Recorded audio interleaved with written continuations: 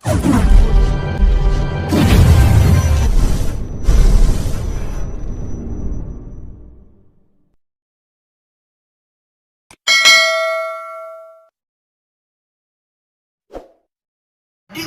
manusia tidak semulus yang kita bayangkan, tidak selurus yang kita pikirkan hadirin jemaah sekalian. Tetapi perjalanan Rasulullah di dalam merombak kehidupan umat manusia, merubah akhlak masyarakat Arab yang awalnya berperilaku jahiliyah menjadi masyarakat madani di atas darah dan air mata hadirin jemaah sekalian. Bahkan itu kasus hadirin jemaah sekalian, tatkala beliau membawa dan mendakwakan agama Allah, memimpin umat ini, hadirin jemaah sekalian, beliau tidak semulus yang kita bayangkan. Bahkan itu kasus hadirin jemaah sekalian yang sering Mada sampaikan lewat Kapatum Bojo Mada hadirin jemaah sekalian, bahwa Nabi sampai berkerunggan gahi keroat sampai tahu lawan agama Islam, agama ma'aman ru'ub naid semedan umat.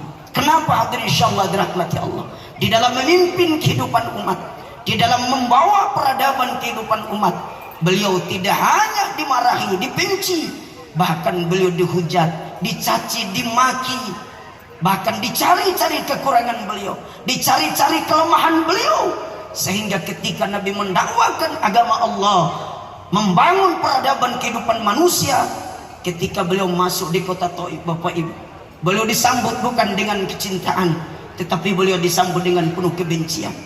Bahkan orang-orang besar melempari Rasul dengan batu besarnya, anak-anak kecilnya melempari Rasul dengan batu kecilnya. Mungkin Pak Wali Kota kita hari ini hanya serangan-serangan media saja, tetapi Rasul hadirin jemaah sekalian dilempari orang batu lamparawi nonor boto dosile sabala jangan sabu seberneer caun paut dan tahun cuy. Inilah yang coba dirombak oleh wali kota kita dulu hadirin jemaah sekalian, semasih Mada sekecil kelereng Kota Bima, Kabupaten Bima, ketika ada pergantian tahun, setiap cabang, setiap gang, setiap RT, setiap RW pasti dirayakan dengan orhen, terjadilah pertumpahan darah. Tetapi semasa jabatan Bapak Haji Lutfi luar biasa hadirin jemaah sekalian, tahun 2019 dirubah, orhen sudah tidak ada, dan disambutlah tahun baru Masehi dengan zikir akbar dalam setiap musola, langgar dan masjid. Nah inilah yang coba dirombak hadirin insyaallah dirahmati Allah, yang terkadang kita abaikan dan tidak kita berkaca. Oleh demikian hadirin insyaallah, lamparawi yang mencaci Rasulullah, menghujat Rasulullah, yang mencari-cari kelemahan Nabi dalam menyampaikan kebenaran agama Allah, di dalam merombak kehidupan umat, itu adalah lamparawi jahiliyah. Wajar. Kenapa Bapak Ibu?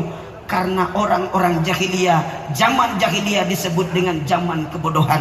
Bodoh dalam artian bukan bodoh terhadap ilmu, tetapi bodoh terhadap pemahaman Islam. Maka wajar jika orang-orang jahiliyah mencari kekurangan Nabi, mencari kelemahan Nabi, dihujat bahkan dibunuh karakternya. Wajar. Kenapa? Karena saat itu Islam belum ada, Nabi baru ada, Al-Quran belum turun, Islam belum ada. Wajar jika orang-orang jahiliyah mencari-cari kelemahan dan kekurangan Rasul. Tetapi hujat serta membunuh karakter teman dan saudara, berarti sikap kita dan perbuatan kita harus digarisbawahi. Sikap dan perbuatan kita justru lebih jahiliyah daripada orang-orang jahiliyah. Maka hadirin insyaallah dirahmati muliakan oleh Allah, untuk mengenang perjuangan beliau dalam mendakwakan agama Allah. Mungkin Bapak Lutfi, Bapak Ferry, dan kita semua yang menjadi pejabat hari ini hadirin insyaallah dirahmati Allah, apa yang kita rasakan hari ini tak seberapa dengan apa yang dirasakan oleh Rasulullah sallallahu alaihi wasallam. Maka untuk mengenang perjuangan baginda Rasulullah sallallahu alaihi wasallam, mari kita jalankan sunnah-sunnahnya. Basahi lidah dengan sholawat ya ibu-ibu ya. Bisa bahasa Bima Bu? Ikan dombojo itu loh. Alhamdulillah. Bisa bahasa Bima betul, alhamdulillah. Makanya hadirin insyaallah dirahmati muliakan Allah, sering Mada sampaikan lewat dakwah Mada. Jadi ibu-ibu ini al-ummah madrasatul ula. Pendidikan pertama bagi anak adalah sang ibu. Mada dohomone ibu-ibu sekalian jarang bertemu dengan anak, maka didikan pertama adalah ibunya. Maka sedari perut kita mendidik anak-anak kita sehingga menjadi anak-anak yang berkarakter, anak-anak yang berakhlak mulia, dan anak-anak yang soleh dan solehah. Sedari perut kita didik ya Bu. Makanya sedari perut apa yang harus kita lakukan? Banyak ngelus perut dengan selawat kepada Rasulullah, akan ada barokahnya. Jangan lalu lantas di saat hamil, lalu lantas makanya tidak usah. Tuh Bapak Ibu, sedari perut kita didik anak-anak kita dengan selawat, dengan ayat-ayat Allah. Namun kadang-kadang Bapak Ibu, Bapak Haji Lutfi, kadang-kadang Bapak Ibu hadirin insyaallah ketemu, kadang-kadang anak elok kalau teveran asaka awalnya mengadisi mengoncai setengah masjid nggak nonton kan ira-ira Allah. Ibu bapak hadirin insyaallah dirahmati Allah, nggak cukup sampai situ mendidik anak agar terbentuk menjadi anak yang soleh, anak yang dibanggakan oleh bangsa dan negara dan kampung-kampung. Sampai anak kita lahir pun didik dengan selawat. Lagi nangis anaknya, ibu-ibu aki khusus ina-ina lo usmoro edampu bapak-bapak siap bola ain bola untuk kasih ada. Alhamdulillah Bapak Haji Lutfi kendene gawe teka tanin 30 kilo. Pala lembo ada madang enak di periode kedua london bali 5 kilo tani ita. Insyaallah amin.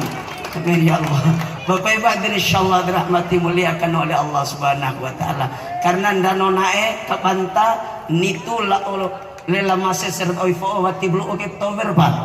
Jadi terlalu sempit, terlalu singkat masa jabatan satu periode ini. Mudah-mudahan kita doakan bersama. Nah lupus calon nih, isi lu udah doa ya.